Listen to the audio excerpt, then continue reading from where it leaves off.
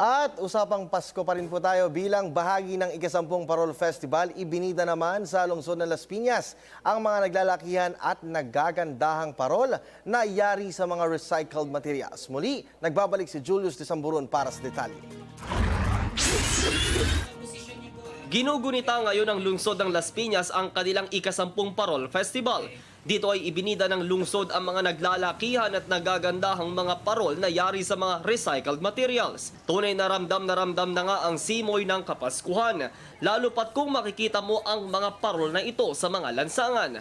Pawang gawa sa mga bottled water, Tetra Paks, seashells at newspapers ang nasabi mga parol. Ayon kay Senadora Cynthia Villar, bukod sa pagpapanatili ng diwa ng Pasko, layunin din ng festival ang bigyan ng hanap buhay ang mga parol makers. Kasi kami, 3-generation parol makers kami dito sa Las Piñas.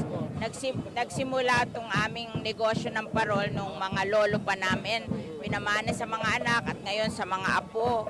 And they started with paper parol. During that time, yun lang ang modang parol. Ngayon, because of our move for environmental protection, pati parol ngayon ay recycled materials to prove to the people that we are supporting our environmental causes. Ang Las Piñas ang itinuturing ngayong bilang parol capital ng Metro Manila.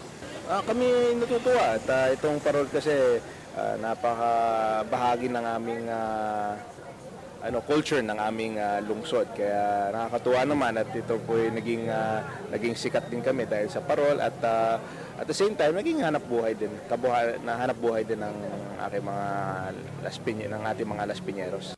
Aabot sa 18 ang kalahok sa nasabing kompetisyon na mula sa samahang magpaparol ng Las Piñas. Samantala, bukod sa mga makukulay na parol, isinagawa din ang isang street dance competition na kung saan kalahok ang mga mag-aaral sa lungsod. Dito ay nanghuna sa okasyon ang mag-anak na Villar.